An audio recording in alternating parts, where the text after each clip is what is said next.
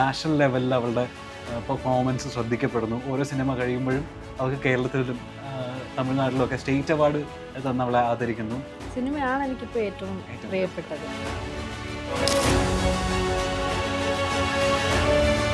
ഇപ്പോൾ പാർവതി തിരുവോധ ദിവസം ഒരു ഇൻ്റർവ്യൂ ഇങ്ങനെ പറയുന്നത് കേട്ടിട്ടുണ്ട്. അതായത് അവർക്ക് പീരിയഡ്സ് ആയ സമയത്താണ് ഒരു സോങ് ഷൂട്ട് ചെയ്യേണ്ടി വന്നത്. അത് ബീച്ചിലാണ്. പാഡ് ചേഞ്ച് ചെയ്യുന്നത് പറയാനും ഇതത് കമ്മ്യൂണിക്കേറ്റ് ചെയ്യാനൊക്കെ ഭയങ്കര മടി. ജൂനിയർ ആർട്ടിസ്റ്റുകളിലേക്കൊക്കെ എത്തുമ്പോൾ അല്ലെങ്കിൽ ഒരു സീനിൽ അഭിനയിക്കാൻ വരുന്നവരിലേക്കൊക്കെ എത്തുമ്പോൾ അവർക്ക് ചിലപ്പോൾ ഇതൊന്നും ഈ ഫെസിലിറ്റീസ് ഒന്നും കിട്ടണമെന്നില്ല. ഓരോ സിനിമ വരുമ്പോഴും അതിനൊരു ഫെസിലിറ്റി അത് തീർച്ചയായിട്ടും ഉണ്ടാവേണ്ടതാണ് അവിടെ. ചിലപ്പോൾ ജൂനിയർ ആർട്ടിസ്റ്റുകളൊക്കെ വരുമ്പോൾ ചിലപ്പോൾ അത്ര വേണ്ട വിധത്തിൽ ഗവനിക്കാതെ പോകുന്നുണ്ടായിരിക്കും. അതെ, ഈ ഉന്മാദം നമ്മൾ ട്രെയിലറെ കാണുന്ന സമയത്ത് നമുക്ക് മനസ്സിലാകുന്ന ഒരു ഹൊറർ ത്രില്ലർ ജേണറിൽ പെടുന്ന സിനിമയാണെന്നാണല്ലോ. സാറിന് പ്രേതത്തിൽ വിശ്വാസമുണ്ടോ? നമ്മളിങ്ങനെ പുറത്തിങ്ങനെ ആലോചിച്ചിരിക്കുമ്പോൾ ആലോചിക്കും ഒരു പ്രേതമൊക്കെ വന്നിരുന്നെങ്കിൽ പറഞ്ഞൊക്കെ വേറെ ആരും ഉണ്ടാവില്ല. നമ്മൾ ഷൂട്ടൊക്കെ ചെയ്യുന്ന സമയത്ത് സാറിനൊക്കെ അറിയായിരിക്കും മൂങ്ങേനെയൊക്കെ കണ്ടു കഴിഞ്ഞാൽ സിനിമയ്ക്ക് വളരെയധികം നല്ലത് ഉണ്ടാവും എന്നൊക്കെ ഇങ്ങനെ പറഞ്ഞു കേൾക്കാം. ആ മൂങ്ങയുടെ അവസ്ഥ മോശം ഇപ്പൊ. കാറിന്റെ സ്പീഡിലൊന്നും പോയിരുന്ന ഇടിച്ച് ചത്തുപോയി. അയ്യോ ഇവിടെ പൊട്ടി എന്നൊക്കെ പറഞ്ഞോണ്ട് ഭയങ്കര ഇതായിരുന്നു. ഞാൻ ഇതുവരെ ചെയ്തിട്ടുള്ളതിൽ എനിക്ക് വളരെ കംഫർട്ടബിൾ ആയിട്ട് വർക്ക് ചെയ്യാൻ പറ്റിയ ഒരു കോ ആർട്ടിസ്റ്റ് എന്ന് പറയുന്നത് ചാക്കോച്ചനാണ്. ഞാൻ എല്ലാവരോടും പറയായിരുന്നു പുള്ളിയുടെ പ്രൊഫഷണലിസം എല്ലാവരും ഒന്ന് കാണേണ്ടതാണ്. നിങ്ങൾ ചോദിച്ചിട്ടില്ലേ ഇവരോട് ഇതിനു വേണ്ടി മാത്രം ഈ പോലീസ് കഥകൾ ഇവർക്ക് എവിടെ നിന്നാണ്?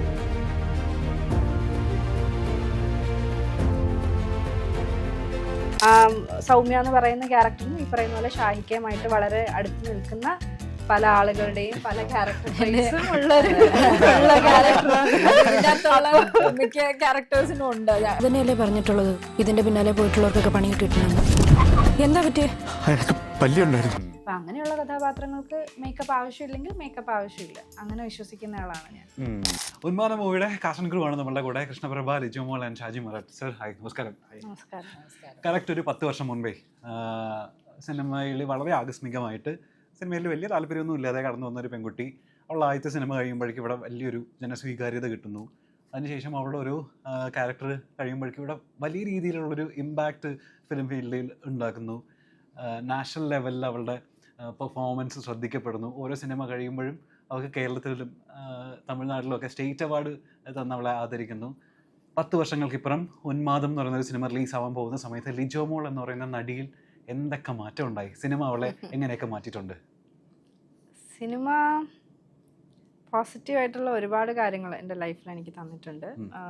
സിനിമ ചെയ്ത് തുടങ്ങുന്ന സമയത്തോ അല്ലെങ്കിൽ ആദ്യത്തെ ഒരു 1-2 സിനിമകൾ ചെയ്യുന്ന സമയത്തോ ഒന്നും ഞാൻ ഇതെൻ്റെ ഒരു കരിയർ ആക്കാം അല്ലെങ്കിൽ ഇതെൻ്റെ ഒരു പ്രൊഫഷൻ ആക്കാമെന്ന് ഞാൻ ഒരിക്കൽ പോലും ആലോചിച്ചിട്ടില്ല. ഈ ഒരു 10 വർഷത്തിനിടയ്ക്ക് എനിക്ക് ഒരുപാട് കോൺഫിഡൻസ് കൂടിയിട്ടുണ്ട്. ഒരു ആക്ടർ എന്നുള്ള രീതിയിൽ എനിക്ക് തന്നെ വലിയ കുഴപ്പമില്ലാത്ത ഒരാളാണ്, വലിയ കുഴപ്പമില്ലാതെ പെർഫോം ചെയ്യാൻ പറ്റുന്ന ഒരാളാണ് എന്നുള്ളൊരു തിരിച്ചറിവോ അല്ലെങ്കിൽ അങ്ങനെ ഒരു കോൺഫിഡൻസോ എനിക്ക് സിനിമ തന്നിട്ടുണ്ട്. ചിലപ്പോൾ ഇത്രയും ഈ പറഞ്ഞ ഒരു 10 വർഷത്തെ എക്സ്പീരിയൻസ് ആയിരിക്കാം, അല്ലെങ്കിൽ ഈ 10 വർഷത്തിനിടയിൽ ഞാൻ ചെയ്തിട്ടുള്ള സിനിമകൾ, ഞാൻ കണ്ടുമുട്ടിയിട്ടുള്ള ആളുകൾ, അവരുടെ കൂടെയുള്ള എക്സ്പീരിയൻസസ് ഒക്കെ ആയിരിക്കാം ഈ പറയുന്ന ഒരു കോൺഫിഡൻസ് എനിക്ക് കിട്ടാനൊരു റീസൺ. എനിക്ക് തോന്നുന്നു അതല്ലാതെ അതിനപ്പുറത്തേക്കൊരു വലിയ മാറ്റം ഒന്നുമില്ല. പിന്നെ ഞാൻ തീർച്ചയായിട്ടും ഈ ഒരു പ്രൊഫഷനെ വളരെ സീരിയസ് ആയിട്ട് കാണാൻ തുടങ്ങിയതും മേ ബി ഒരു ജയ് ഭീമിനൊക്കെ ശേഷമായിരിക്കും. അതുവരെയും ഞാൻ എപ്പോഴും എനിക്ക് ആ സെൽഫ് ഡൗട്ട് ഉള്ളൊരു ആളായിരുന്നു. എന്നെ കൊണ്ട് ചെയ്യാൻ പറ്റുന്നതാണോ ഇത് അഭിനയം എന്നുള്ളത്, എത്രത്തോളം എനിക്കത് മുന്നോട്ട് കൊണ്ടുപോകാൻ പറ്റും, അല്ലെങ്കിൽ എത്രത്തോളം എന്നെ കൊണ്ട് ഒരു ക്യാരക്ടർ പുൾ ഓഫ് ചെയ്യാൻ പറ്റും എന്നുള്ള ആ ഒരു സംശയം എനിക്ക് എപ്പോഴും ഉള്ള ഒരാളാണ്. ഇപ്പോഴും ഉണ്ട്, ഇല്ല എന്നല്ല. പക്ഷേ ജയ് ഭീമിന് ശേഷം എനിക്ക് അതിലൊരു എൻ്റെ ഒരു കോൺഫിഡൻസിൽ എനിക്കൊരു ബൂസ്റ്റ് കിട്ടിയിട്ടുണ്ട്. ഈ 2016 വരുന്ന സമയത്ത് സിനിമയുടെ വലിയ ക്രൈസ് ഒന്നും ഇല്ലല്ലോ. ഇപ്പൊ 2026 ഉന്മാദം റിലീസ് ആവാൻ പോകുന്ന സമയത്ത് സിനിമ ഇപ്പൊ എത്രമാത്രം പ്രിയപ്പെട്ടതായിട്ടുണ്ട്? സിനിമയാണ് എനിക്കിപ്പോൾ ഏറ്റവും പ്രിയപ്പെട്ടത്. യെസ്, തീർച്ചയായിട്ടും. അതുകൊണ്ടാണ് ഞാൻ ഇപ്പോഴും ഇവിടെ നിൽക്കുന്നത്. കാരണം ഞാൻ ഇതിനിടയിൽ 1-2 തവണ ഞാൻ സിനിമ വേണ്ടാന്ന് വെച്ച് ഞാൻ പോകാനൊക്കെ ആലോചിച്ചിട്ടുള്ള ആളാണ്. ജയ് ഭീമിന് മുന്നേ? യെസ്. അപ്പോൾ ഇപ്പോൾ എനിക്ക് സിനിമയോടുള്ള ഇഷ്ടം കൊണ്ട് മാത്രമാണ് ഞാനിപ്പോൾ ഇവിടെ വരെ നിൽക്കുന്നത്. ഇപ്പോൾ ഉന്മാദം എന്ന് പറയുന്ന, അല്ലെങ്കിൽ ഇതിനു മുമ്പ് ഇപ്പോൾ പൊന്മാൻ ആയിക്കോട്ടെ, ബേബി ഗേൾ ആയിക്കോട്ടെ, ഇങ്ങനെയുള്ള നല്ല സിനിമകളുടെ ഭാഗമാകാൻ അല്ലെങ്കിൽ നല്ല നല്ല ക്യാരക്ടേഴ്സ് കിട്ടാനൊക്കെയുള്ള ഒരേ ഒരു റീസൺ ഇപ്പം ഞാൻ സിനിമയെ വളരെയധികം സ്നേഹിക്കുന്നുണ്ട്, സിനിമയെ അത്രത്തോളം സീരിയസ് ആയിട്ട് കാണുന്നുണ്ട്. ഇതിൽ തന്നെ മുന്നോട്ട് പോകാൻ ഞാൻ ഒരു തീരുമാനം എടുത്തുകൊണ്ട് മാത്രമാണ്. നിങ്ങൾ ചോദിച്ചിട്ടില്ലേ ഇവരോട് ഇതിനു വേണ്ടി മാത്രം ഈ പോലീസ് കഥകൾ ഇവർക്ക് എവിടെന്നാ കിട്ടുന്നത്? അത് ഒന്നിനൊന്ന് മെച്ചപ്പെട്ട, അതായത് വെറൈറ്റി ഓഫ് പോലീസ് സ്റ്റോറീസ് ഇവർ കൊണ്ടുവരുന്നുണ്ട് നമ്മളുടെ അങ്ങനെ നമുക്ക് ചോദിക്കാൻ പറ്റത്തില്ല. എന്നാന്ന് വെച്ചാൽ ഷായിക്ക ആ ഒരു ഫീൽഡിൽ നിന്നാണ് വരുന്നത്. ഒരു പോലീസ് ജീവിതത്തിലെ യഥാർത്ഥ പോലീസ് ആയിരുന്നല്ലോ ഷാച്ചനു. അതെ അതെ അതെ. അപ്പൊ അങ്ങനെയുള്ള ഒരാളോട് ഇത് എവിടുന്ന് കിട്ടുന്നു എന്ന് ചോദിക്കുകയാണെങ്കിൽ കാര്യമില്ലല്ലോ. നമ്മള് പൊതുവെ നമുക്ക് ഉണ്ടായിരുന്ന ഒരു പോലീസ് ഹീറോ അല്ല ഷായിക്കയുടെ സിനിമയിലുള്ള പോലീസ് ഹീറോസ്. അവരുടെ ലൈഫും കൂടിയാണ് നമ്മൾ കാണുന്നത്. മറ്റേത് നമ്മൾ കണ്ടിട്ടുള്ളത് ഭയങ്കര വന്നിട്ട് ഇടിച്ചിടുന്ന പോലീസ്, ഭയങ്കര 2 ഡയലോഗ്സ് ഒക്കെ, മാസ് ഡയലോഗ്സ് ഒക്കെ പറയുന്ന പോലീസുകാരാണ് നമ്മൾ കൂടുതൽ നമ്മുടെ കൊച്ചുനാൾ മുതൽ നമ്മൾ കണ്ടുവന്നിട്ടുള്ളത്. അവർക്കൊരു ലൈഫുണ്ട്, അവരിങ്ങനെയൊക്കെ ആണെന്ന് നമ്മളെ മനസ്സിലാക്കി തന്നയാള് ഷായിക്കാണ്. ഏറ്റവും കൂടുതൽ മനസ്സിലാക്കി തന്നയാള് ഷായിക്കയാണെന്നാണ് എനിക്ക് തോന്നുന്നത്. പിന്നെ അവരോട് ചോദിക്കേണ്ട ആവശ്യമില്ല, അത്ര നല്ല നല്ല കഥകൾ നമുക്ക് കാണാമല്ലോ. നിങ്ങളുടെ ട്രെയിലറിന്റെ താഴെ നോക്കി കഴിഞ്ഞാലേ മനസ്സിലാവും. അതായത് ഒരു Kunchacko Boban movie of course അതിനൊരു ഇമ്പാക്റ്റ് ഉണ്ട്. അതല്ലാതെ നിങ്ങളുടെ കൂട്ടുകെട്ടിൽ വരുന്ന ഒരു സിനിമ, പോലീസ് സിനിമ എന്ന് പറയുമ്പോൾ പ്രേക്ഷകർക്ക് ഭയങ്കരമായിട്ടൊരു പ്രതീക്ഷ കൂടുതലാണ്. അപ്പോൾ ഇത് ഞാൻ മനസ്സിലാക്കുന്ന ഒരു റിയൽ ലൈഫ് ഇൻസിഡൻസിനെയൊക്കെ വെച്ചിട്ട് ഇൻസ്പയർഡ് ആയിട്ടുള്ളൊരു സിനിമയാണെന്നാണ് ഞാൻ മനസ്സിലാക്കുന്നത്. സിനിമയിൽ പറയാത്ത ഇൻസിഡൻസ് കുറേ ഒഴിവാക്കിയിട്ടുണ്ട്. അതായത് സിനിമയുടെ ഒരു പരിമിതി ഉള്ളതുകൊണ്ട് റിയൽ ലൈഫ് ഇൻസിഡൻസ് കുറേ മാറ്റി വെച്ചിട്ടുണ്ട് ഈ സിനിമയിലേക്ക് വരുമ്പോൾ. ഉറപ്പായിട്ടും അങ്ങനെയാണല്ലോ ഒരു കൊമേഴ്ഷ്യൽ. നമ്മുടെ ശരിക്കും പോലീസ് ലൈഫ് എന്ന് പറയുന്നത് നിങ്ങൾ കാണുന്നതിനപ്പുറത്തേക്കിട്ട് അത്ര ഇതല്ല, ഡ്രൈ ആണ്. നമ്മൾ പക്കായിട്ട് പറയാൻ പോയത് സിനിമ എലമെന്റ്സ് കൂടെ കൂടുമ്പോഴാണ് അത് പ്രേക്ഷകന് അത് ഇഷ്ടപ്പെടത്തുള്ളൂ. അപ്പം അതിൻ്റെതായ ഫ്ലേവറുകൾ വരും എന്നുണ്ടെങ്കിലും ഇപ്പം ഞാനായാലും ഞാൻ ഇപ്പോൾ എഴുതിയ സിനിമകളായാലും ഷാഹി എഴുതുന്ന സിനിമകളാണെങ്കിലും ഞങ്ങൾ പോലീസിൽ നിന്നുകൊണ്ട് സമൂഹത്തിനെ കാണുന്നവരാണ്. നിങ്ങൾ കാണുന്നത് കൂടുതലും വണ്ടി. ഇപ്പോൾ റോന്ത് എന്ന് പറയുന്ന സിനിമ നിങ്ങൾ ഇതിന് മുമ്പ് കണ്ടിരിക്കുന്നത് ടൗണിൽ കൂടെ ഓടുന്ന ഒരു വണ്ടിയുടെ കാഴ്ചയാണ്. വണ്ടിക്കകത്തിരുന്ന് ഞങ്ങൾ കാണുന്ന കാഴ്ചകളുണ്ട്. ആ കാഴ്ചകൾ എന്താണെന്നാണ് നിങ്ങളെ ഷാഹിയാൻ അത് കാണിച്ചു തന്നത്. ഇപ്പോൾ നായാട്ടാണെങ്കിലും നമ്മൾ മുമ്പ് കണ്ടിട്ടുള്ള സിനിമകൾ, മുഖ്യമന്ത്രിയുടെ കോളറിന് കുത്തിപ്പിടിക്കുന്ന, DGPയോട് ഷൗട്ട് ചെയ്യുന്ന മനുഷ്യരായ നായകന്മാരാണ്. റിയൽ ലൈഫിൽ അതല്ല. ഒരു പോലീസുകാരനും ഒരു മുഖ്യമന്ത്രിയുടെയും കുത്തിന് പിടിക്കാൻ പോകുന്നില്ല, ഓരോ DGPയുടെയും കുത്തിന് പിടിക്കാൻ പോകുന്നില്ല. അതൊന്നും ഉണ്ടാവില്ല. നായാട്ടിന്റെ എൻഡ് കണ്ടപ്പോൾ പലരും ചോദിച്ചിരുന്നു ഇങ്ങനെയാണോ ഹീറോ വിജയിക്കുന്ന? ഹീറോ അല്ല, സിസ്റ്റത്തിന്റെ കൂടെ നിൽക്കുന്ന ഒരു പോലീസ് എന്ന് പറഞ്ഞാൽ ഒരു സാധാരണ മനുഷ്യന് കിട്ടുന്ന പരിമിതികളുണ്ട്. ആ പരിമിതികളുടെ യാഥാർത്ഥ്യങ്ങളാണ് കാണിച്ചു പോകുന്നത്. അപ്പോൾ അതുകൊണ്ട് തന്നെ ഞങ്ങൾക്ക് ഇച്ചിരിയും കൂടെ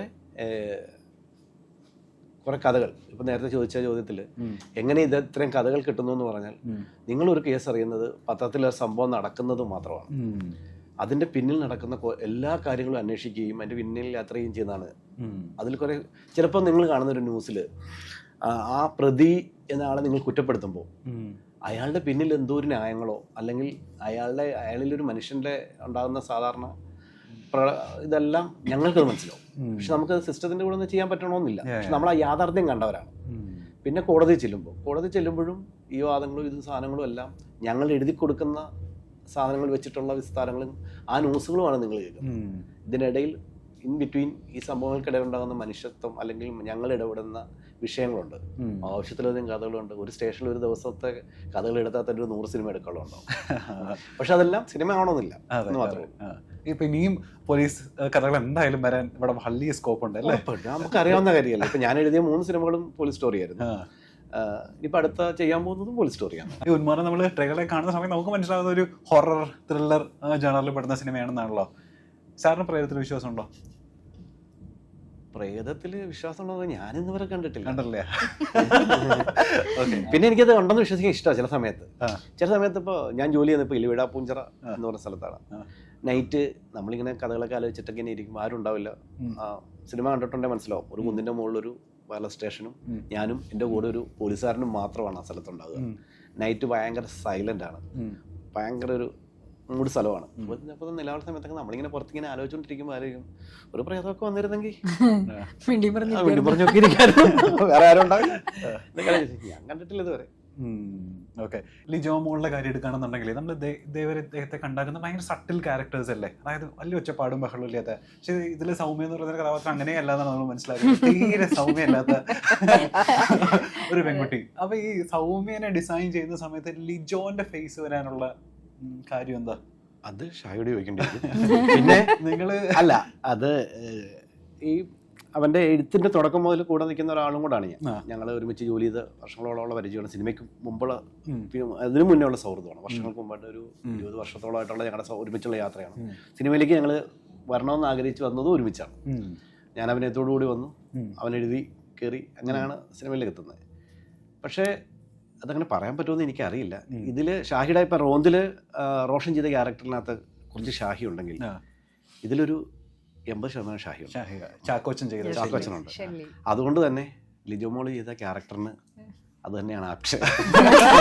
എന്താണ് എന്റെ സിനിമ കാണുമ്പോൾ മനസ്സിലാവും. എനിക്കറിയാവുന്നതുകൊണ്ട് ആപ്റ്റാണ്. ഇത് ചേട്ടൻ പറഞ്ഞത് വളരെ ശരിയായി. ഇപ്പം ചാക്കോച്ചനാണെങ്കിലും അല്ലെങ്കിൽ ഷാഹിക്കാണെങ്കിലും പറഞ്ഞിരുന്നു, ഇതുവരെ വന്നിട്ടുള്ള ഷാഹിക്കയുടെ സിനിമകളിൽ കുറച്ചും കൂടി ഷാഹി കബീർ എന്നുള്ള ആളുടെ എലമെന്റ്സ് കുറച്ചധികം കൂടി നിൽക്കുന്ന ഒരു ക്യാരക്ടർ ആയിരിക്കും ഷെല്ലിയുടേത്. യെസ്. അപ്പോൾ അതിൽ എൻ്റെ ക്യാരക്ടർ ഇപ്പം ഷെല്ലി എന്ന് പറയുന്ന ക്യാരക്ടറിന്റെ വൈഫാണ്. അപ്പം സൗമ്യ എന്ന് പറയുന്ന ക്യാരക്ടറിനും ഈ പറയുന്ന പോലെ ഷാഹിക്കയുമായിട്ട് വളരെ അടുത്ത് നിൽക്കുന്ന പല ആളുകളുടെയും പല ക്യാരക്ടർ ട്രേറ്റ്സും ഉള്ള മിക്ക ക്യാരക്ടേഴ്സിനും ഉണ്ട്. നമ്മളൊക്കെ എനിക്കറിയാം,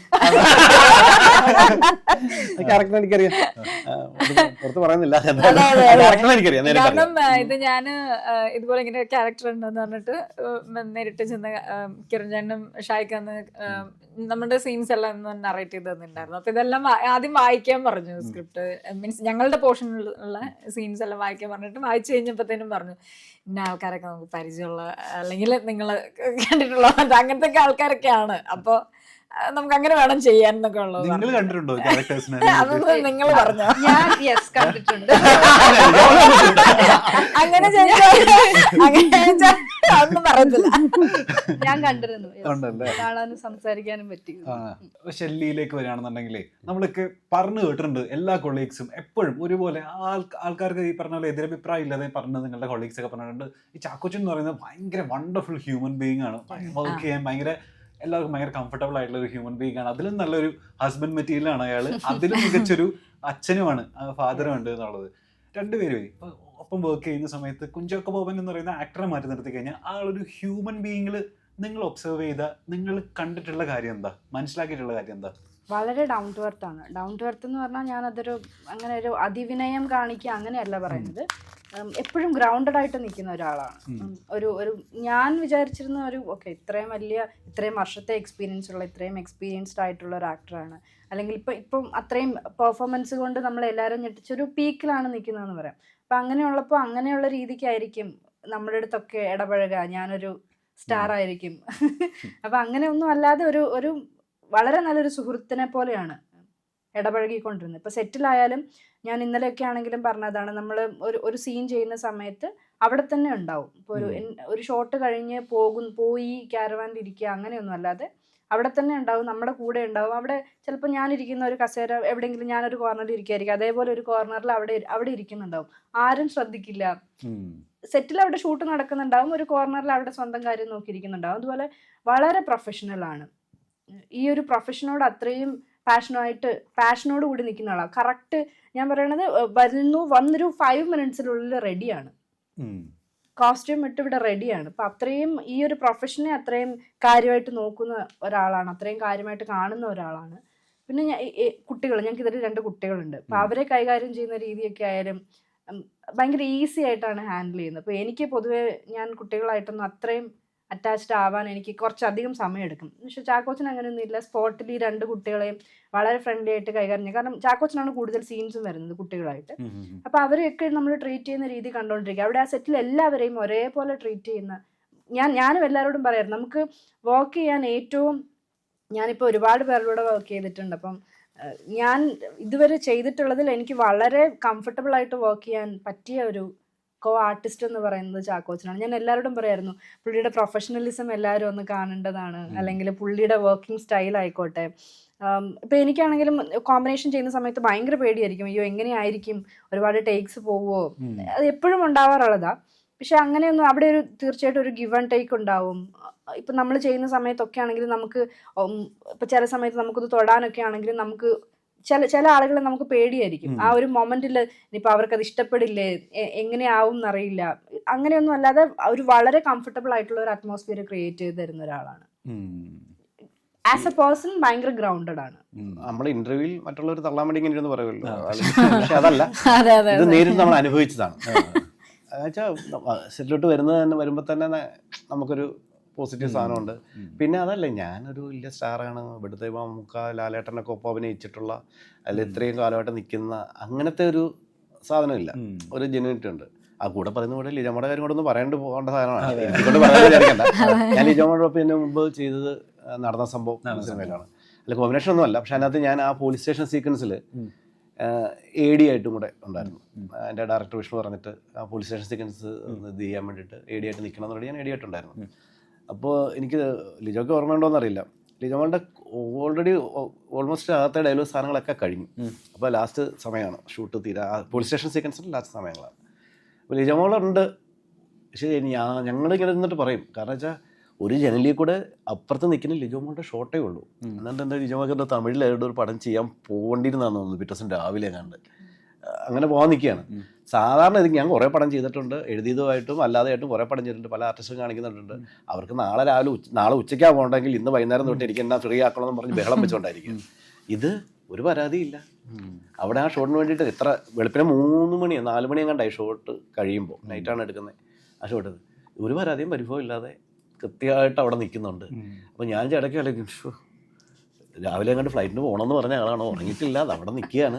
ആപ്പാടുള്ള ഷോട്ടെന്ന് പറയുന്നത് ഈ ജനലിൽ കൂടെ ഉള്ള മറ്റവരുടെ പോയിന്റ് ഓഫ് വ്യൂവിൽ കാണുന്ന ലിജോമോളാണ് ഉള്ളത്. ബാക്കിയൊക്കെ ഡയലോഗ് ഓപ്ഷനൊക്കെ ഏകദേശം എടുത്ത് കഴിഞ്ഞു, അത് അവിടെ നിൽക്കുന്നുണ്ട്. സാറിന് അങ്ങനെ ആരും അങ്ങനെ അഡ്ജസ്റ്റ് ചെയ്യാറില്ല. ഇപ്പം ഈ പടത്തിന് വരുമ്പോഴും ഞങ്ങൾ കാണുന്ന സാധനമുണ്ട്, കിരൺ ഇങ്ങനെ അവിടെ ഒരു ആഘോഷം മൂടാണ്. കിരണ, ഞാൻ, ഷാഹി, ചാക്കോച്ചൻ, ഇതെല്ലാവരും അവിടെ അങ്ങോട്ട് കിട്ടുന്ന തമാശയൊക്കെ പറഞ്ഞു പോവാം. ഷോട്ടിന് സമയമാകുമ്പോൾ ഒക്കെ അത് അങ്ങനെയാണ്. അപ്പോൾ ലഞ്ച് ബ്രേക്ക് പറഞ്ഞു നമുക്ക് 2:30 എടുക്കാൻ കേട്ടോ എന്ന് പറഞ്ഞാൽ ലിജോയുടെ 2:30 ഉണ്ടാവും. ഷോട്ട് 2:30 തുടങ്ങും, 3 മണിക്ക് തുടങ്ങും, 2:15 തുടങ്ങുന്നല്ല, ലിജോയുടെ ഉണ്ടാവും. അപ്പോൾ ഞങ്ങൾ ഒരു കോട്ട സീക്വൻസിനകത്തുണ്ട്, ലിജോകളൊക്കെ അവിടെ ഉള്ളിരിക്കാനുള്ള സാധനമൊക്കെ ലാസ്റ്റ് ആ സീക്വൻസിൻ്റെ ഒക്കെ ലാസ്റ്റ് ഭാഗത്തേ ഉള്ളൂ പെർഫോം ചെയ്യാനുള്ളൂ. ബാക്കിയൊക്കെ ആ കോടതി നടക്കുന്ന പരിപാടി കണ്ടുകൊണ്ടിരിക്കുന്ന ഇതാണ്. അപ്പോൾ ഞങ്ങളിത് ഇങ്ങനെയൊക്കെ പറയുന്നത് ബാക്കി ജൂനിയർ ആർട്ടിസ്റ്റിലൊക്കെ വന്നിരിക്കുന്നതിന് മുമ്പ് വന്നിരിപ്പുണ്ട്. സാറിന് അങ്ങനെ ആരും ഇരിക്കാറില്ല. നമ്മളൊരു 3 പ്രാവശ്യം പോകേണ്ടി വരും ഈ ആർട്ടിസ്റ്റിനെ വിളിക്കാൻ. അത് ലിജോമോളെ വിളിക്കാനൊന്നും ആരും പോകേണ്ടി വരുന്നില്ല. ആ പറഞ്ഞ സമയത്ത് അവിടെ വന്ന് കൃത്യമായിട്ട് ഇരിക്കാറുണ്ട്. പിന്നെ നമ്മളെ കാണുമ്പോൾ ഒന്ന് ചിരിക്കുക എന്നൊക്കെ പറയുന്നത് അത്ര വലിയ കാര്യമൊന്നും അല്ലാതൊക്കെ പറയുമ്പോഴും നമുക്ക് ഈ കോ ആർട്ടിസ്റ്റുകൾ, നമ്മൾ വലിയ ആൾക്കാരല്ല, നമ്മളൊക്കെ ചെറിയ ചെറിയ റോളുകൾ ചെയ്തു പോകുന്ന ആൾക്കാരാണ്. നമ്മളൊക്കെ കാണുമ്പോൾ ഒന്ന് ചിരിക്കുക എന്ന് പറയുമ്പോൾ തന്നെ നമുക്കൊരു സന്തോഷമാണ്. കാരണം ആ ഒരു ആർട്ടിസ്റ്റ് വരുമ്പോൾ നമുക്കൊരു വൈബാണത്. കൃത്യമായി എല്ലാവരും ഇങ്ങനെ അറ്റൻഡ് ചെയ്ത് വന്ന് കറക്റ്റ് സമയത്തെത്തും. ഡെഡിക്കേഷൻ നേരത്തെ പറഞ്ഞ പോലെ സിനിമ ഇതായിട്ട് എടുത്തതിൻ്റെ ഇതായിരിക്കണം. ഒരു താരം എന്നതിലുപരി ഒരു ആർട്ടിസ്റ്റ് എന്നുള്ള സാധനം. നമുക്ക് കോ ആർട്ടിസ്റ്റുകൾ എന്ന് പറയുമ്പോൾ തന്നെ അത് സെയിം വേവ് ലെങ്ത്തിലുള്ളവരെ കിട്ടുന്നത് ഒരു ഭാഗ്യമാണ്. നമ്മൾ ഇപ്പോൾ ലിജോ നേരത്തെ പറഞ്ഞതുപോലെ നമ്മളൊരു ക്യാരക്ടർ പ്രസൻറ്റ് ചെയ്യുമ്പോൾ എത്ര വലിയ ആർട്ടിസ്റ്റ് ആണെങ്കിലും റോളിങ് എന്ന് പറയുമ്പോൾ നമുക്കൊരു ചെറിയൊരു നെഞ്ചിടിപ്പ് ഉണ്ടാവും. അപ്പോൾ ഓപ്പോസിറ്റ് നിൽക്കുന്ന ഒരാളുടെ ഒരു സപ്പോർട്ട് അത് ഭയങ്കരമായിട്ട് ഞാൻ ഒത്തിരി അനുഭവിച്ചിട്ടുണ്ട്. അങ്ങനെ നല്ല നമുക്ക് അവരുടെ ഒരു ഓറ, അവരുടെ ഒരു എനർജിയും കൂടെ നമുക്ക് കിട്ടുന്നതായിട്ട്. അങ്ങനെ ഞാൻ ഇന്ത്യൻ പ്രണയത്തെ ചെയ്തിട്ടുണ്ടെങ്കിൽ ഫഹദായിട്ടുള്ള കോമ്പിനേഷൻ സീൻസ് വരുമ്പോൾ ഭയങ്കര കൂളായിരുന്നു ആള്. അപ്പോൾ അത് കഴിഞ്ഞ് പിന്നെ ചാക്കോച്ചനായിട്ട് ഇപ്പോൾ ഞാൻ ചെയ്യുന്ന 3ാമത്തെ പടം. ഫസ്റ്റ് ഗുലുമാല് ചെയ്തു, പിന്നെ ആളിലെ രാമേന്ദ്രൻ, പിന്നെ ഇതാ ചെയ്യുന്നത്. അന്ന് പരിചയപ്പെട്ട ചാക്കോച്ചൻ എങ്ങനെയാണോ അങ്ങനെ തന്നെയാണ് ഇപ്പോഴും. പാർവതി തിരുവോത്ത ദിവസം ഒരു ഇന്റർവ്യൂ ഇങ്ങനെ പറയുന്നത് കേട്ടിട്ടുണ്ട്. അതായത് അവർക്ക് പീരിയഡ്സ് ആയ സമയത്താണ് ഒരു സോങ് ഷൂട്ട് ചെയ്യേണ്ടി വന്നത്. അത് ബീച്ചിലാണ്. അപ്പോൾ ബീച്ചിൽ ഇങ്ങനെ നനഞ്ഞ് കുളിച്ച് വെക്കുക. പക്ഷേ അവിടെ ഒരു സ്ത്രീകൾ ക്രൂവിൽ തീരെ ഇല്ലാത്തത് കൊണ്ട് തന്നെ ഇവർക്ക് ആ പാഡ് ചേഞ്ച് ചെയ്യുന്നത് പറയാനും ഇതത് കമ്മ്യൂണിക്കേറ്റ് ചെയ്യാനൊക്കെ ഭയങ്കര മടി. പക്ഷേ ഇവർ അപ്പോൾ ആ ക്രൂവിനോട് പറയുമ്പോഴും അവർക്കതിൻ്റെ ആ ഇമ്പോർട്ടൻസ് മനസ്സിലാവുന്നില്ല എന്നുള്ളത്. ഇപ്പോൾ സ്ത്രീകൾ ഉള്ള സെറ്റുകളിലേ ഉറപ്പായിട്ടും ഇവിടെ മലയാള ഫിലിം ഇൻഡസ്ട്രിയിലോ അല്ലെങ്കിൽ ഫിലിം ഇൻഡസ്ട്രിയിൽ അടിസ്ഥാനപരമായിട്ട് ഇന്ന ചെറിയ ചെറിയ സ്ത്രീകൾക്ക് വേണ്ടി ചെറിയ ഇത്തരം മാറ്റങ്ങൾ, അടിസ്ഥാന സൗകര്യങ്ങൾ കുറച്ചും കൂടെ നമുക്ക് വർക്ക് ചെയ്യാൻ കുറച്ചും കൂടെ എളുപ്പമായേനെ എന്ന് തോന്നിയേക്കുന്ന ഏതെങ്കിലും സാധനങ്ങളുണ്ടോ? ഇപ്പോൾ ചില റിമോട്ട് സ്ഥലങ്ങളിലൊക്കെയാണ് നമ്മൾ പോകുന്നത് നമുക്ക് ഷൂട്ടെങ്കിൽ, അവിടെ കോസ്റ്റ്യൂം മാറാൻ. അപ്പം അത് സ്ത്രീകൾക്ക് കുറച്ചുകൂടി ബുദ്ധിമുട്ടായിരിക്കും. ഇപ്പോൾ പുരുഷന്മാർക്ക് മേ ബി ഒരു ഷർട്ട് മാറ്റിയിട്ടാൽ മതിയാവും, പക്ഷെ സ്ത്രീകൾക്ക് അങ്ങനെ പബ്ലിക്കായിട്ട് അല്ലെങ്കിൽ ഓപ്പൺ ആയിട്ട് നിന്ന് അങ്ങനെ കോസ്റ്റ്യൂം മാറാൻ പറ്റില്ല. അപ്പൊ അതിനെന്തെങ്കിലും ഒരു സ്പേസ് ഇപ്പോഴും അത് അങ്ങനെ തന്നെയാണോ? ചില സമയങ്ങളിൽ ചില സാഹചര്യങ്ങളിൽ ക്യാരവാൻ കാരണം ക്യാരവാന് പോലും വരാൻ പറ്റാത്ത ചില ഇടുങ്ങിയ സ്ഥലങ്ങളുണ്ടാവും. അപ്പോൾ പക്ഷെ അവരെപ്പോഴും ചെയ്യാറുള്ളത് അതിനടുത്ത് എന്തെങ്കിലും ഒരു വീടോ അങ്ങനെ എന്തെങ്കിലും ഉണ്ടെങ്കിൽ ആ ഒരു വീട്ടിൽ പറഞ്ഞ് നമുക്കൊരു റൂം അങ്ങനെ ചെയ്തു തരാറുണ്ട്. പിന്നെ അതേപോലെ വാഷ്റൂംസ് ആയാലും ഇപ്പം ഈ പറഞ്ഞ അതേ റീസൺസ് കൊണ്ട് ചിലപ്പോൾ ക്യാരവാൻ വരില്ല, ക്യാരവാൻ വരാൻ പറ്റാത്ത സ്ഥലങ്ങളാണെങ്കിൽ അതുപോലെ അവിടെ എന്തെങ്കിലും ഒരു വീടുണ്ടെങ്കിൽ അവിടെ ആയിരിക്കും ചിലപ്പോൾ നമ്മളെ കൊണ്ടുപോകും. അങ്ങനെ ചെയ്യാൻ ശ്രമിക്കാറുണ്ട്. പക്ഷെ ബുദ്ധിമുട്ടുണ്ടാവുന്നത് മെയിൻ ആയിട്ട് ഇതാണ്, നമുക്ക് വാഷ്റൂംസ് യൂസ് ചെയ്യാൻ അതല്ലെങ്കിൽ കോസ്റ്റ്യൂം ചേഞ്ച് ചെയ്യാന്ന് പറയുന്നത് ഒരു വലിയ പ്രശ്നമാണ്. പക്ഷെ അത് എല്ലായ്പ്പോഴും എല്ലാ സെറ്റുകളിലും എനിക്ക് തോന്നുന്നു, എനിക്കത് ഏറ്റവും പ്രശ്നമായിട്ട് തോന്നുന്നത് ജൂനിയർ ആർട്ടിസ്റ്റുകളായിട്ട് വരുന്ന സ്ത്രീകൾ, അവർക്കാണ് അത് ഏറ്റവും ബുദ്ധിമുട്ടുണ്ട്. അപ്പൊ നമുക്ക് ക്യാരവാൻ ഉണ്ടാവാം, അല്ലെങ്കിൽ ഈ പറയുന്ന പോലെ നമുക്ക് ഒരു ബേസിക് ഒരു ഫെസിലിറ്റി അവരവിടെ എന്തെങ്കിലും ഒരു വീടോ എന്തെങ്കിലും അവരവിടെ അറേഞ്ച് ചെയ്തിട്ടുണ്ടാവും.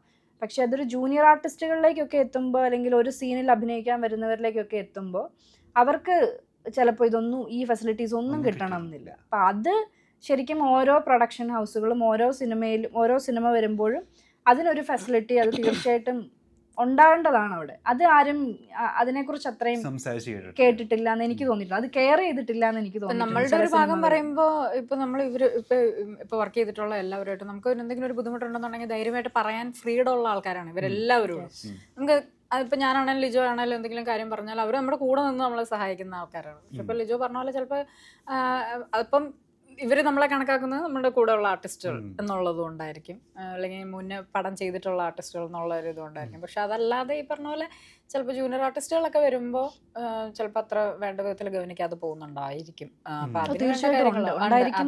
അതെ അതെ, അപ്പൊ അതൊന്ന് കുറച്ചുകൂടെ ഒന്ന് ശ്രദ്ധിക്കേണ്ടതാണ്.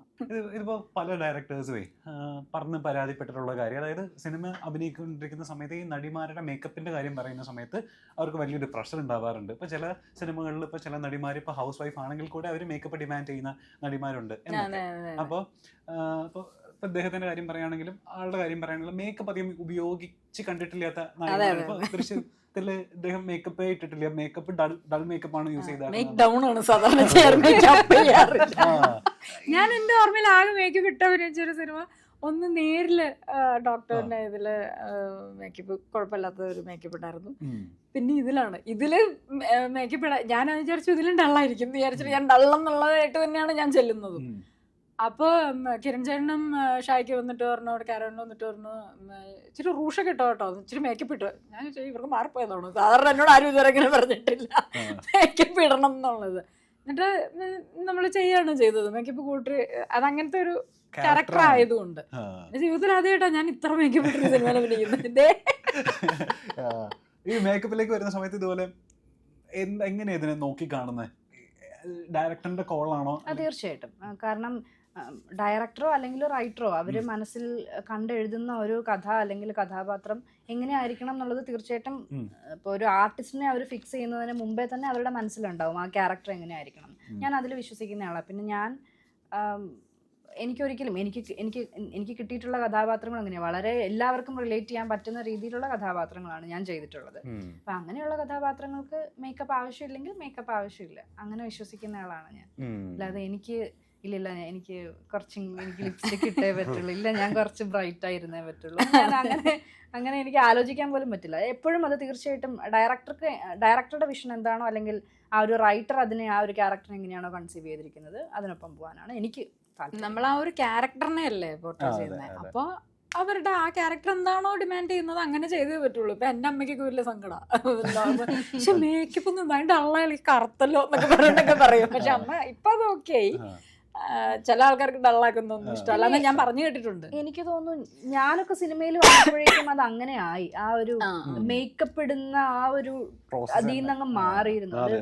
ഇപ്പൊ പലരും മേക്കപ്പ് ചെയ്യാറില്ല, പിന്നെ മേക്കപ്പ് ഈ പറഞ്ഞാൽ മേക്ക് ഡൗൺ ആണ് ഡള്ളാക്കാണ്. എന്റെ ആദ്യത്തെ സിനിമ മഹേഷിന്റെ പ്രതികാരം, അതിൽ ആർക്കും മേക്കപ്പ് ഇല്ല, നമ്മൾ എങ്ങനെയാണോ അങ്ങനെ തന്നെ വേണം. ഇപ്പൊ അന്ന് എന്നോട് എനിക്ക് ഓർമ്മയുണ്ട്, ഞാൻ ഓഡീഷൻ കഴിഞ്ഞു, ഉണ്ണിമായ ചേച്ചി എന്നെ ലിജോയുടെ പെർഫോമൻസ് ഇഷ്ടപ്പെട്ടു, നമ്മൾ ഓക്കെ ആണെന്ന് പറഞ്ഞിട്ട് എൻ്റെ അടുത്ത് പറഞ്ഞ വാചകം ഇനി ബ്യൂട്ടി പാർലറിലൊന്നും പോയേക്കരുത്, ത്രെഡ് ചെയ്തേക്കരുത് എന്നാണ് എന്നോട് പറഞ്ഞിട്ടുള്ളത്. അപ്പോൾ ആ ക്യാരക്ടർ അങ്ങനെ ആയിരിക്കണം എന്നാണ് അവര്. യെസ്, അതിപ്പോ ഓക്കെ ഞാനപ്പോൾ എനിക്കത് അങ്ങനെ ത്രെഡ് ചെയ്തുകൊണ്ടിരിക്കണം എന്നുള്ളത് എനിക്കും ഒരു വലിയ കൺസേൺ ആയിരുന്നില്ല. അപ്പം അപർണയ്ക്കായാലും ഇപ്പം ഞാൻ വന്നിരിക്കുന്നത് അങ്ങനെയാണ്. എൻ്റെ ആദ്യത്തെ സിനിമ തന്നെ അങ്ങനെയാണ്. എനിക്കതിൽ മേക്കപ്പ് ഇല്ല, മേക്കപ്പേ ഇല്ലാത്ത സിനിമയാണ് മഹേഷിന്റെ പ്രതികാരം. ഞാൻ എങ്ങനെയാണോ അങ്ങനെ തന്നെ എന്നെ പ്രസന്റ് ചെയ്തിരിക്കുന്ന സിനിമ. അപ്പൊ ഞാൻ വന്നിരിക്കുന്നതും അങ്ങനെയാണ്. പൊന്മാനിലും അതെ, ഞാൻ ഈ അടുത്ത് ബേബി ഗേളിലും അതെ, ഞാൻ ഈ അടുത്ത് ചെയ്തിരിക്കുന്ന ഇപ്പൊ ഉന്മാദത്തിലും അങ്ങനെ എനിക്കങ്ങനെ മേക്കപ്പ് എന്ന് പറയാനായിട്ടൊന്നും ഇല്ല. ചിലപ്പോൾ ഒരു പൊട്ട് വയ്ക്കും, പുറത്തു പോകുന്ന സീൻസ് ഉണ്ടെങ്കിൽ ചിലപ്പോൾ കണ്ണെഴുതുമായിരിക്കും, ഇതൊക്കെ തന്നെയുള്ളു. അപ്പം അത് ആ കഥാപാത്രങ്ങളെ ആളുകൾക്കും റിലേറ്റ് ചെയ്യാൻ പറ്റണമല്ലേ. ഇപ്പൊ ഒരു ഹൗസ് വൈഫ് ആയിട്ടിരിക്കുമ്പോൾ നമ്മൾ വീട്ടിൽ നമ്മുടെ അമ്മ അല്ലെങ്കിൽ ചേച്ചിയോ അനീത്തിയോ ഒക്കെ എങ്ങനെയാണെന്ന് നമ്മൾ കണ്ടുകൊണ്ടിരിക്കുകയാണ്. അപ്പൊ അവര് വീട്ടിൽ എങ്ങനെയാണെന്നുള്ളത് ആളുകൾക്ക് അതേപോലെ റിലേറ്റബിൾ ആവണം. ഞാൻ അതിൽ വിശ്വസിക്കുന്ന ആളാണ്. ഇതിപ്പോൾ ഈ സിനിമയുടെ ട്രെയിലർ കാണുന്ന സമയത്തേ നമുക്ക് ഒരുപാട് ഈ വിശ്വാസങ്ങൾ, അന്ധവിശ്വാസങ്ങൾ എന്നൊക്കെ പറഞ്ഞ കുറേ സാധനങ്ങൾ, ഇപ്പോൾ പല്ലി ഇയാൾ പിന്തുടരുന്നു എന്നൊക്കെ പറഞ്ഞിട്ടുള്ള കുറേ സാധനങ്ങൾ നമ്മൾ അറിയുന്നുണ്ട്. പല്ലി ഒരു പ്രധാനപ്പെട്ട കഥാപാത്രമാണെന്ന് തോന്നുന്നു അതിൽ. അപ്പം ഈ സിനിമയ്ക്കുള്ളിലുണ്ടെന്നേ ഇത്തരം വിശ്വാസങ്ങളൊക്കെ. ഇപ്പോൾ ഫോർ എക്സാമ്പിൾ ഈ നമ്മൾ ഷൂട്ടൊക്കെ ചെയ്യുന്ന സമയത്തേ സാറിനൊക്കെ അറിയായിരിക്കും മൂങ്ങേനെയൊക്കെ കണ്ടു കഴിഞ്ഞാൽ സിനിമയ്ക്ക് വളരെയധികം നല്ലത് ഉണ്ടാവും എന്നൊക്കെ ഇങ്ങനെ പറഞ്ഞു കേൾക്കാം. ഇപ്പോൾ റാഞ്ചുറാവ് സ്പീക്കിംഗ് ഒക്കെ. മൂങ്ങയുടെ അവസ്ഥ മോശം. ഇപ്പോൾ ഞാൻ ഒരു ഇന്റർവ്യൂല് കേട്ടില്ല, ഹരിഹർ നഗറിന്റെ അല്ലേ റാഞ്ചുറാവ് സ്പീക്കിംഗ് ഷൂട്ട് ചെയ്യുന്ന സമയത്ത് ഇവരുടെ ഫസ്റ്റ് ഷോട്ടിൽ തന്നെ ക്യാമറ വെച്ചപ്പോൾ ആ ഷോട്ടിൽ മൂങ്ങനെ കണ്ടത്രേ. അപ്പൊ അത് ഒരു അന്നേ പറഞ്ഞു ഇത്രേ, മൂങ്ങനെ കണ്ടു കഴിഞ്ഞാൽ ഭയങ്കര രസമായിരിക്കും, നോക്കി ഈ സിനിമ ഭയങ്കര ബമ്പർ ഹിറ്റ് ആവുന്നത്. അതുപോലെ തന്നെ സംഭവിച്ചു. ഇപ്പൊ ചില ആൾക്കാർ പറയുന്നതാണ് ഈ ടൈറ്റിലൊക്കെ എഴുതുന്ന സമയത്ത് അതിലെ ടൈറ്റിലിന്റെ എണ്ണം, ഈ അക്ഷരങ്ങളുടെ എണ്ണമൊക്കെ ഇവര് നോക്കും അത്രേ, അത് നല്ല രീതിയിൽ ബാധിക്കും എന്നുള്ളത്. അതുപോലെ റിലീസ് ആവുന്ന ഡേറ്റിനൊക്കെ ഭയങ്കര പ്രാധാന്യം ഉണ്ടെന്നാണ് സിനിമയിലൊക്കെയുള്ള ഒരുപാട് മിത്തും വിശ്വാസങ്ങളൊക്കെ. നിങ്ങൾ അതുപോലെ നിങ്ങൾക്ക് ചിരി വരുന്ന അല്ലെങ്കിൽ സിനിമയ്ക്കുള്ള ഇത്തരം വിശ്വാസങ്ങൾ നിങ്ങൾ നോട്ട് ചെയ്തിട്ടുള്ള കാര്യങ്ങൾ എന്തൊക്കെയാ? ഈ മൂങ്ങയുടെ കാര്യം ഞാൻ ഹരിഹർ നഗറിലെ കാര്യം ചോദിക്കാൻ കാരണം മുകേഷിന്റെ ഒരു ഇന്റർവ്യൂലാന്ന് തോന്നുന്നു, ഇങ്ങനെ മൂങ്ങയെ കണ്ട ഭയങ്കര ഐശ്വര്യമാണ് എന്ന് പറഞ്ഞു. എന്നിട്ട് ഒരു മൂങ്ങ വന്ന് ഇവര് പോയിക്കൊണ്ടിരിക്കുന്ന കാറിൽ ഒന്ന് ഇടിച്ച് ചത്തുപോയി.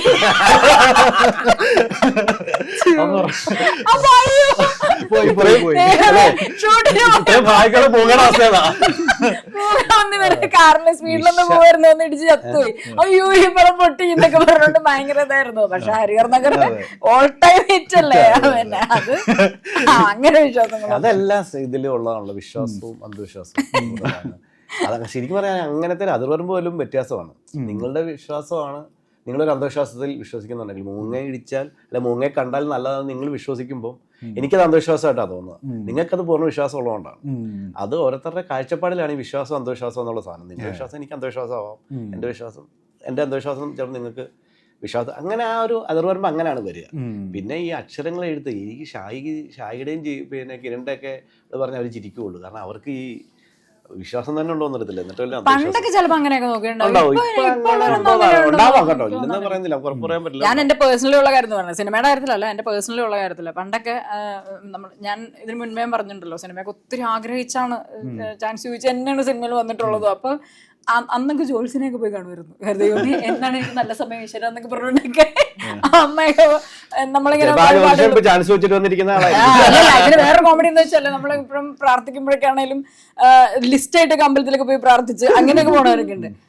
പിന്നെ ഒരു പ്രായം കഴിയുമ്പോൾ അതൊന്നും അല്ല കാര്യം. ഇത് നമ്മുടെ ലൈഫിനൊത്ത് നീങ്ങുക എന്നുള്ളതാണ് നമ്മുടെ ഒരു പോസിറ്റീവ് തിങ്കിങ്, അതിൻ്റെതാണ്. അപ്പൊ ഇപ്പൊ പരിപാടിയില്ല, അപ്പൊ കാര്യങ്ങളെല്ലാം നേരെയായി. അപ്പൊ എന്നിട്ട് ഞാനിപ്പോ പറയും, ഇപ്പൊ ജോത്സ്യന്മാരെ നോക്കി ജാതകം നോക്കി ഒരു ജോത്സ്യനെക്കാളും നന്നായിട്ട് എനിക്കിപ്പോ ജാതകം ചോദിച്ചപ്പോ പറയാം, ഇതിപ്പോ ശുക്രനിവിടെ, ഇതിപ്പോ ശനിയുടെ എന്നൊക്കെ പറഞ്ഞുകൊണ്ട് ഞാൻ പറയും ഇപ്പൊ ഇത്. കാരണം അത്രത്തോളം നോക്കിയിട്ടുണ്ട്. അപ്പൊ ഇതൊക്കെ വെറുതെ അന്ധവിശ്വാസങ്ങളാണ്, അതിലൊന്നും ഒരു കാര്യമില്ല. നമ്മുടെ ഒരു സമയത്തിനും ഒരു തിങ്കിങ്ങിനനുസരിച്ച് ഇപ്പോൾ സിനിമ എന്ന് പറയുന്നത് അത്രയും അൺസർട്ടൻ ആയിട്ടുള്ള ഒരു ഇൻഡസ്ട്രി അല്ലേ. ഇപ്പോൾ ചില വർഷങ്ങൾക്ക് നമുക്ക് കുറേ സിനിമകൾ ഉണ്ടായിരിക്കും, ചില വർഷങ്ങൾക്ക് നമുക്ക് ഒരു സിനിമ പോലും സംഭവിക്കണം എന്നില്ല. ഈ സിനിമയുടെ ഈ അനിശ്ചിതത്വേ ഇപ്പോൾ ചിലപ്പോൾ എങ്കിലും നിങ്ങളെ ഫിനാൻഷ്യലിയും ബാധിക്കാം, ചിലപ്പോൾ അത് മെൻ്റലിയും ബാധിക്കാമല്ലോ. ഇതിനെങ്ങനെ നിങ്ങൾ ആക്ടേഴ്സ് എന്നുള്ള നിലയിൽ ബാലൻസ് ചെയ്ത് കൊണ്ടുപോവുക? അത് ഭയങ്കര ഡിഫിക്കൽട്ട് ടാസ്ക് അല്ലേ ആക്ടേഴ്സിനെ സംബന്ധിച്ചിടത്തോളം? എനിക്ക് ഇതുവരെ അത്രയും വലിയൊരു ഗ്യാപ്പ് ഉണ്ടായിട്ടില്ല. പക്ഷെ എപ്പോഴും അത് ഓർക്കുമ്പോൾ ഒരു പേടി, തീർച്ചയായിട്ടും ഒരു ആങ്സൈറ്റി ഉണ്ടാവാറുണ്ട്. കുറച്ചധികം നാളത്തേക്ക് സിനിമ വന്നില്ലെങ്കിൽ അല്ലെങ്കിൽ നല്ല ക്യാരക്ടേഴ്സ് ഒന്നും കിട്ടിയില്ലെങ്കിൽ എന്ത് ചെയ്യും? കാരണം അതാണ് നമ്മുടെ ഒരു പ്രൊഫഷൻ, കരിയർ അതാകുമ്പോൾ. എനിക്ക് അങ്ങനെ വന്നിട്ടില്ലാത്ത, പക്ഷെ ഞാൻ തീർച്ചയായിട്ടും ആലോചിച്ചിട്ടുണ്ട് എന്ത് ചെയ്യാം, അല്ലെങ്കിൽ ഒരു ഓൾട്ടർനേറ്റ് ആയിട്ട് നമുക്ക് എന്ത് ചെയ്യാൻ പറ്റും, ഈ ഇതിൽ മാത്രം ഒതുങ്ങാതെ. തീർച്ചയായിട്ടും ഇത് നമുക്കിത് ബാക്കി ഇപ്പൊ നമ്മളൊരു ഗവൺമെന്റ് ജോബ് പറയുന്ന പോലെ അങ്ങനെ നമുക്കൊരു ഇത്ര വർഷം അല്ലെങ്കിൽ അങ്ങനെ നമുക്ക് ഒരിക്കലും പറയാൻ പറ്റില്ല. അപ്പൊ അത് തീർച്ചയായിട്ടും മനസ്സിലുണ്ട്. അപ്പൊ അതിനനുസരിച്ചിട്ട് ചിലതൊക്കെ പ്ലാൻ ചെയ്യും. ഇപ്പൊ വരുന്ന എനിക്ക് തോന്നുന്നു ഇപ്പൊ സിനിമയിൽ വരുന്ന ഒരുപാട് പേര് അങ്ങനെ ഒരു പാരലലി വേറൊരു ഇൻകം ഏൺ ചെയ്യാനുള്ള ഒരു ഇതുകൂടെ നോക്കുന്ന ആളുകൾ ഒരുപാട് പേരുണ്ട്. എനിക്ക്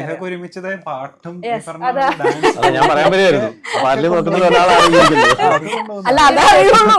അതും ഇതുപോലെ തന്നെയാണ്. അതിനും ഒരിക്കലും നമ്മളിപ്പോ ഒരു ഗവൺമെന്റ് ജോലി പറയുന്നത് പോലെ ഇല്ല. പ്രോഗ്രാം കിട്ടുമ്പോഴാണ് കിട്ടുന്നത്. അതിനൊരു സീസൺ ഓഫ് സീസൺ, ഇപ്പൊ ഓഫ് സീസൺ അല്ലേ, അങ്ങനെയുള്ള ഒരു ഇതുണ്ട്. ഇത് ഞാൻ ഗദ്ദാഫി ചോദിച്ച കാര്യം ഞാൻ നന്നായിട്ട് അനുഭവിച്ചിട്ടുണ്ട്. ഇപ്പൊ ഞാൻ കഴിഞ്ഞ ഇന്റർവ്യൂവിൽ ഞാൻ പറയണ്ടായി, നമ്മള് മനഃപൂർവ്വം ബ്രേക്ക് എടുക്കുന്നതല്ല. ഇപ്പൊ ചില സിനിമകൾ ചെയ്തിട്ട് ചിലപ്പോൾ റിലീസ് ആവാതെ പോയ സിനിമകളുണ്ട്, റിലീസ് ആയ സിനിമകൾ ശ്രദ്ധിക്കാതെ പോയ സിനിമകളുണ്ട്. അപ്പൊ പലരും പറയും ഇപ്പൊ ഇവരൊന്നും ഇല്ല കേട്ടോ, പക്ഷെ നമ്മൾ വർക്ക് ചെയ്യുന്നുണ്ട്. പക്ഷെ നമുക്ക് അഭിനയിക്കുക എന്നുള്ളത് മാത്രമാണ് ഞങ്ങളെ സംബന്ധിച്ചിടത്തോളം പറ്റുള്ളൂ. ഒരു പടം റിലീസ് ചെയ്യാനുള്ള ഇതോ അല്ലെങ്കിൽ ശ്രദ്ധിക്കപ്പെടുത്താനുള്ള ഒരു ഇത് അങ്ങനെ പറ്റത്തില്ല. അപ്പം അങ്ങനെ ശ്രദ്ധിക്കാതെ ഇപ്പം കുറെ ഒരു ഗ്യാപ്പ് എനിക്ക് വന്നിട്ടുണ്ടായിരുന്നു. സിനിമ ചെയ്തിട്ടുള്ളത് തന്നെ റിലീസ് ആവാതെ വന്നിട്ടുള്ളതിൻ്റെയൊക്കെ. അപ്പം കുറെയൊക്കെ എൻ്റെ എൻഗേജ്ഡ് ആയിരിക്കുക എന്നുള്ളതാണ് മെയിൻ കാര്യം. അതിൽ എനിക്ക് ഏറ്റവും വലിയ ബ്ലെസ്ഡ് ആയിട്ട് തോന്നിയിട്ടുള്ളത് എൻ്റെ ഈ ഡാൻസ് പാട്ട് എന്നുള്ളത് ഷോസ് ചെയ്യുന്നത് ലൈവായിട്ട് നിൽക്കുന്നുണ്ട്. അത് പിന്നെ ഞാൻ എന്നെ സംബന്ധിച്ച് പറയുമ്പോൾ ഞാനൊരു സപ്പോർട്ടിങ് ആക്ടറാണ്. അപ്പോൾ അത് ഒത്തിരി പേര് ഫേസ് ചെയ്യുന്നുണ്ട്. ഇപ്പോൾ നമ്മൾക്കിപ്പോൾ ചിലപ്പോൾ ഒരു ഹീറോയിൻ്റെ പോലെ അവർക്ക് ലൈനപ്പിൽ സിനിമകളുണ്ടാവും, ഇത് കഴിഞ്ഞാൽ അടുത്തത്, അല്ലെങ്കിൽ മൾട്ടി ലാംഗ്വേജ് സിനിമകൾ അങ്ങനെയൊക്കെ ഉണ്ടാവും. ക്യാരക്ടർ റോൾസ് ചെയ്യുന്നവർക്ക് അങ്ങനെ ചിലപ്പോൾ ഉണ്ടാവണമെന്നില്ല. പക്ഷെ ചിലപ്പോൾ ഹീറോയിനെക്കാളും തിരക്കുള്ള ക്യാരക്ടർ പിന്നെ ദൂരം ആൾക്കാരുണ്ട് നമ്മൾ കണ്ടിട്ടുള്ള. ബാക്ക് ടു ബാക്ക് സിനിമകൾ ഓടി നടന്ന് ചെയ്യുന്നവരുണ്ട്. അതെല്ലാം ഒരു ലക്കിന്റെ ഭാഗമാണ്. ചിലവർക്ക് ഒരു ഗ്യാപ്പ് വരും. ചിലവർക്ക് ഭയങ്കര സ്പീഡിൽ പോയിക്കൊണ്ടിരിക്കുക. അതെല്ലാം നമ്മൾ അക്സെപ്റ്റ് ചെയ്യുക എന്നുള്ളതാണ്. ഇപ്പോൾ ലിജോ പറഞ്ഞ പോലെ പാരലലി നമ്മൾ മറ്റു കാര്യങ്ങളിലും കൂടി എൻഗേജ്ഡ് ആയിട്ട് ഇരിക്കുക എന്നുള്ളതാണ്. ഞാൻ എൻഗേജ്ഡ് ആയിട്ടിരിക്കുന്നു എന്ന് പറഞ്ഞിട്ട് കാര്യമില്ല, ഇതുപോലെ തന്നെയാണ് അതിലും. അല്ലാതെ എനിക്ക് മാസം ശമ്പളം ഒന്നും ഡാൻസ് കളിച്ചാരും തരാറില്ല. ഒരു ഷോ ചെയ്യുമ്പോൾ പാട്ട് പാടുന്നതിനും ഡാൻസ് ചെയ്യും, ഒരു ഷോയ്ക്കുള്ളൊരു പേയ്മെന്റ് ആണല്ലോ. പക്ഷെ എന്നാലും ഞാൻ ഇതിന്റെ ആ ഒരു പ്രോസസ്സിൽ ഞാൻ അപ്പോൾ എൻഗേജ്ഡ് ആയിരിക്കും, പ്രാക്ടീസും കാര്യങ്ങളും ഒക്കെ ആയിട്ട്, യാത്രകളും ഒക്കെ ആയിട്ടൊക്കെ. അതങ്ങനെ നമ്മൾ എന്തെങ്കിലും ഒരു പിന്നെ പണ്ടുള്ളവരുടെ പോലെ അല്ലല്ലോ. പണ്ട് നമ്മൾ കുറച്ചുകൂടെ ഒരു ഉറപ്പുണ്ടായിരുന്നു എന്ന് പറയാം. ഇപ്പൊ അങ്ങനെയല്ല. ഇപ്പൊ ഒരുപാട് പുതിയ ആൾക്കാർ വരുന്നുണ്ട്. അപ്പോൾ നമ്മളെ ഈസി ആയിട്ട് മാറ്റാം, വേറെ ആൾക്കാർ വരാം.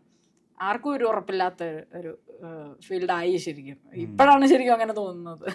പണ്ട് കുറച്ചുകൂടെ ഇത്രയും അധികം സിനിമകളൊക്കെ ഇപ്പൊ പണ്ട് ചെയ്തിരുന്ന ആക്ടേഴ്സിന്റെ പോലെ ഇനിയുള്ളവർ ചെയ്യുമോന്ന് അറിഞ്ഞൂടാ. പിന്നെ അത് അവര് ഇപ്പൊ നമ്മൾ ഓരോ ആക്ടേഴ്സിന്റെ ഒക്കെ ലിസ്റ്റ് എടുത്ത് അവർ 500-1000 സിനിമകളൊക്കെ ചെയ്തിട്ടുള്ളവരുണ്ട്. എല്ലാ ലാംഗ്വേജിലും കൂടെ കൂടിയിട്ടൊക്കെ 500-1000 സിനിമ നമുക്ക് ചിന്തിക്കാൻ പറ്റത്തില്ല. 5 സിനിമയെങ്കിലും കിട്ടണമെന്ന് വിചാരിക്കും.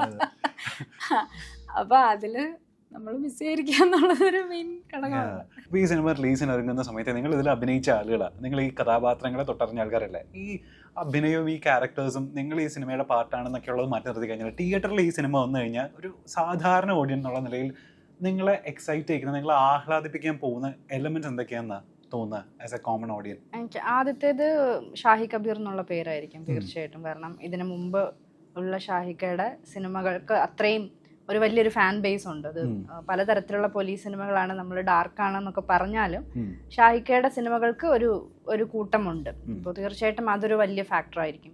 പിന്നെ നമ്മൾ ഈ അടുത്ത കാലങ്ങളിലെല്ലാം ചാക്കോച്ചന്റെ സിനിമകളുടെ സെലക്ഷൻ അല്ലെങ്കിൽ ചാക്കോച്ചന്റെ ഓരോ സിനിമയിലെയും പെർഫോമൻസസ് ആളുകൾ അത്രത്തോളം അതിനെക്കുറിച്ച് സംസാരിച്ചുകൊണ്ടിരിക്കുന്ന സമയമാണ്. അപ്പോൾ ഇതിനു മുമ്പ് ചാക്കോച്ചൻ ഷാഹിക്കയുടെ കൂടെ തന്നെ 2 പോലീസ് സിനിമകൾ ചെയ്തിട്ടുണ്ട്. പക്ഷെ അതിൽ നിന്ന് തികച്ചും ആ 2 സിനിമകളും വളരെ ഡിഫറെൻ്റ് ആയിട്ടുള്ള സ്റ്റോറീസും കഥാപാത്രങ്ങളുമാണ്. അതേപോലെ തന്നെ ഈ 2 സിനിമകളിൽ നിന്നും വളരെ വ്യത്യസ്തമായ മറ്റൊരു പോലീസ് സ്റ്റോറിയും കഥാപാത്രവുമായിരിക്കും ചാക്കോച്ചൻ്റെത്. പിന്നെ എനിക്ക് തോന്നുന്നു കിരൺ ദാസേട്ടൻ എന്നുള്ളത് വേറൊരു വലിയ ഫാക്ടറാണ്. ഇത്രയും വർഷത്തെ എഡിറ്റിംഗ് എക്സ്പീരിയൻസ് ഉള്ള, ഒരുപാട് സിനിമകളുടെ എഡിറ്ററായിട്ടിരുന്നിട്ടുള്ള കിരൺ ദാസേട്ടൻ്റെ ഒരു ഫസ്റ്റ് ഡയറക്ടോറിയൽ ഡെബ്യൂ എന്ന് പറയുന്ന ഒരു മൂവിയും കൂടിയാണ് ഉന്മാദം. ഇത്രയും ഫാക്ടേഴ്സ് എനിക്ക് തോന്നുന്നു. ഇത് തന്നെ ഇപ്പൊ കുറച്ചു മുമ്പ് പറഞ്ഞല്ലോ ട്രെയിലർ റിലീസായി, അപ്പൊ അതിന് താഴെയുള്ള കമന്റ്സ് എന്ന് പറഞ്ഞു, അതിലെല്ലാം തന്നെ ഷാഹി കബീർ എന്നുള്ള പേരിന് അവിടെ അതിന് മറ്റേ തീ മറ്റ് അതാണ് വരുന്നത്. സോ പിന്നെ എനിക്ക് തോന്നുന്നു ഇതിനു മുമ്പ് വന്നിട്ടുള്ള ഷാഹിക്കയുടെ മൂവീസ് പോലെയല്ല, ഇതിൽ ഒരു പ്രോപ്പർ ഒരു ക്ലോഷർ നമ്മൾ കൊടുത്തിട്ടുണ്ട്. എനിക്ക് തോന്നുന്നു ഇതിനു മുമ്പ് വന്നിട്ടുള്ള സിനിമകളിലെല്ലാം ഒരു ഓപ്പൺ എൻഡിലാണ് സിനിമ തീരെ. അപ്പൊ അതിനൊരു പ്രോപ്പർ ഒരു ക്ലോഷർ ഇല്ലാത്ത സിനിമകളാണ്. പക്ഷെ ഇതൊരു കുറച്ചും കൂടി ഒരു ലൈറ്റർ, അങ്ങനെ കമ്പയർ ചെയ്ത് നോക്കുമ്പോൾ കുറച്ചുകൂടി ലൈറ്റർ നോട്ടിലുള്ള ഒരു സിനിമയാണ്. ഉണ്ട്, അതായത് ഞാൻ പറയാം, ഒരു പ്രോപ്പർ ക്ലോഷർ ഈ സിനിമയ്ക്കുണ്ട്. സോ തീർച്ചയായിട്ടും ഒരു നല്ല സിനിമ കണ്ടിറങ്ങുന്ന ഒരു സംതൃപ്തി. അപ്പൊ ആരെയും ചിലര് പറയാം ഇപ്പൊ അങ്ങനെ ഇപ്പൊ നായാട്ടൊക്കെ ആയാലും നമുക്ക് ഭയങ്കര വിഷമമായിരിക്കും, എനിക്ക് ഭയങ്കര ഒരു നിരാശയല്ല, ഒരു വല്ലാത്ത വിഷമത്തോടു കൂടിയാണ് നമ്മളൊക്കെ തിരിച്ചു പോവുക. ഇവിടെ അങ്ങനെ ഉണ്ടാവില്ല എന്നുള്ള കാര്യം നമുക്ക് ഗ്യാരണ്ടി ചെയ്യാൻ പറ്റും. അപ്പൊ ഒരു സംതൃപ്തിയോടുകൂടി തിയേറ്ററിന് ഇറങ്ങിപ്പോകാൻ പറ്റുന്ന സിനിമയായിരിക്കും. അപ്പോൾ എന്തായാലും 31 ജൂലൈ നമ്മൾ എക്സൈറ്റഡ് ആണ് നിങ്ങളുടെ ഹൊറർ ത്രില്ലർ കാണാൻ വേണ്ടിയിട്ട്. നമ്മളുടെ എക്സ്പെക്ടേഷൻസ് ഒക്കെ മീറ്റ് ചെയ്യുന്ന അതിനപ്പുറം നിൽക്കുന്ന ഒരു സിനിമയാവട്ടെ. എല്ലാവിധ ഭാവങ്ങളും. എല്ലാവരും തിയേറ്ററിൽ തന്നെ വന്ന് സിനിമ കാണുക. തിയേറ്റർ എക്സ്പീരിയൻസ് സിനിമകളാണെന്ന് ബാക്കി തള്ളുവല്ല, ശരിക്കും തിയേറ്റർ എക്സ്പീരിയൻസ് ചെയ്യേണ്ട സിനിമയും കൂടെയാണ്. Okay, thank you. Thank you so much.